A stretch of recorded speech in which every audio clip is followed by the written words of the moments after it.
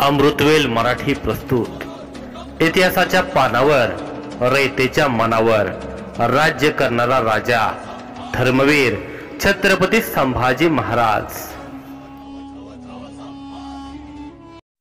छत्रपती संभाजीराजे आणि कवी कलश यांची धिंड। दोन अत्यंत घाणेरडे मरतुकडे उंट मागवण्यात आले होते।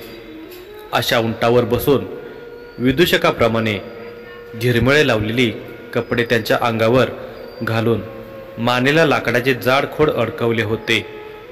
त्या खोडाला छत्रपती शंभूराजांचे हात बांधले होते। तशी वाद्ये करणे डफळी लावून आवाज करीत होते।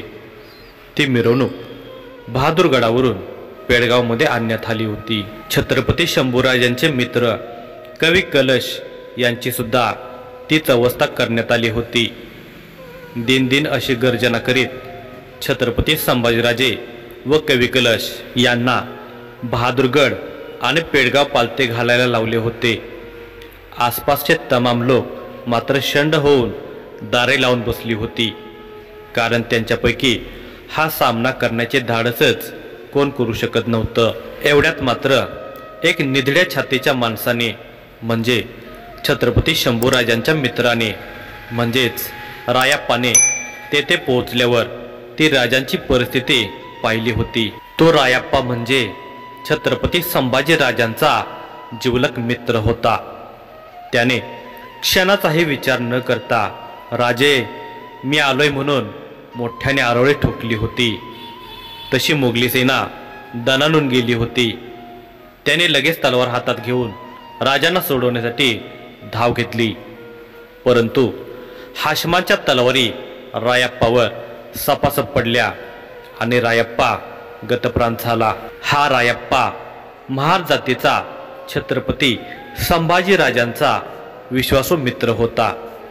रायाप्पाने संयम राखून थोडे सावध राहायला हवे होते, परंतु संयम राखणे म्हणजे तो मावळा कसला। हिंदू लोकांनी विचार करा, जय भवानी जय शिवाजी हीच काळाची आज गरज आहे। सिंधू नदीच्या सभोवताली बसलेल्या हिंदुस्थानाला धर्मभेद नाहीच, परंतु वतनाच्या लोभाने काही नतद्रष्ट मंडळींना हा दिवस शुभ दिवस म्हणून वाटत होता। आनंदी आनंद होत होता। फाल्गुन अमावस्या म्हणजे सईबाई मातेचा पुत्र येसोबाई महाराणीचा पती, अर्थातच जगतजेत्या शिवरायांचा मुलगा छत्रपती संभाजी महाराजांची पुण्यतिथी। गुढीपाडवा म्हणजे हिंदू धर्मियांचे नववर्ष दिन। या दिवशी भगवे निशाण प्रत्येक घरोघरी हिंदू लोक उभे करीत असत। याची याद मनात ठेवून औरंगजेबाने ती अमावस्येची सायंकाळ निवडली होती। दुसऱ्या दिवशी या काफर मराठ्यांना त्यांच्या प्राणाहून प्रिय असणाऱ्या राजाच्या मस्तकाचीच गुढी भाल्यावर टांगून मिरवून दाखवू असा मानस तो धूर्त औरंग्या मनात बाळगत होता। बहादूरगडावर मौजे पेडगाव तालुका श्रीगोंदा छत्रपती संभाजीराजे व कवी कलश यांची धिंड चालली होती। बोडक्या आणि घाणेरड्या उंटावर छत्रपती संभाजीराजांना व कवी कलशांना उलटी आसले लावून बसवण्यात आले होते। साखळदंडाने बांधलेल्या त्या दोघांच्या अंगावर विदूषकाचे कपडे, फाटलेले लखतराच्या चिंध्या वेड्या वाकड्या बांधून ठेवल्या होत्या। गळ्यामधील शिवप्रभूंनी चढवलेली मा जगदंबेची माळ उतरवून घेतली होती। गुरांनाही सहन होणार नाही अशी कडब्याची पेंडी बांधण्यात आली होती। कुराणातील वाचलेल्या सूचनानुसार मुसलमानी इराणी पद्धतीच्या लाकडी टोप्या त्यांच्या डोक्यावर चढवण्यात आल्या होत्या। त्याचप्रमाणे तख्ते कुलाह म्हणजे लाकडांचा ओंडका मानेवर ठेवून त्याला दोन्ही हात बांधून ठेवले होते। त्या खोडाला वाजणारी घुंगरे लावली होती। त्यावर छोट्या छोट्या चिंध्या निशाण लावल्याप्रमाणे लटकवण्यात आल्या होत्या। या धिंड काढलेल्या प्रसंगाचे चित्र मुसलमान चित्रकाराने अहमदनगरच्या वास्तुसंग्रहालयात लावलेले आहे। अशी ही धिंड मोगल फौजेमध्ये चालू असताना रायाप्पाने अचानक हल्ला करण्याचा अयशस्वी प्रयत्न केला होता। त्याला आपल्या राजांची विटंबना सहन न झाल्याने मरणाला सामोरे जावे लागले होते। असाच पुन्हा कोण्या कापरांचा हल्ला होऊ नये म्हणून दक्षता बाळगण्यात आली होती।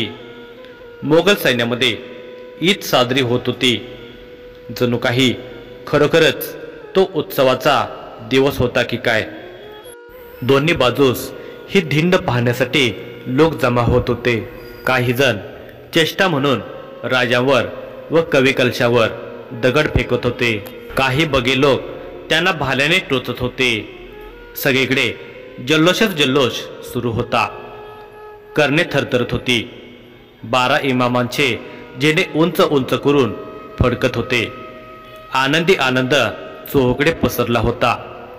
रायगडचा राजा शिवरायांचा सुपुत्र जिजाऊ मासाहेबांचा नातू आज बाजारू बुणग्यांचा विटंबनेचा विषय झाला होता।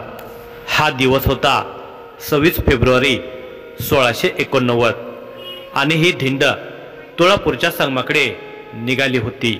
बहादूरगड हा तुळापूरपासून सुमारे 110 किलोमीटर अंतरावर आहे। हिंदूंनो, विचार करा, जय भवानी जय शिवाजी हीच आता काळाची गरज आहे। आपल्या पुढच्या पिढीला हा शिवरायांचा आणि छत्रपती शंभूराजांचा इतिहास माहिती असणे काळाची गरज आहे। त्यासाठी आपले अमृतवेल मराठी हे चॅनेल सातत्याने छत्रपती शिवरायांचा आणि छत्रपती संभाजीराजांचा खरा इतिहास या चॅनेलमार्फत आपल्यापर्यंत आम्ही आणण्याचा प्रयत्न करत असतो। ह्या चॅनलचा व्हिडिओ लोकांच्यापर्यंत शेअर करा आणि तुम्ही जर आमच्या चॅनलवर नवीन असाल तर प्लीज आमच्या चॅनलला सबस्क्राईब करा आणि अशाच नवनवीन व्हिडिओच्या नोटिफिकेशन येण्यासाठी बेल आयकॉन क्लिक करायला विसरू नका। धन्यवाद।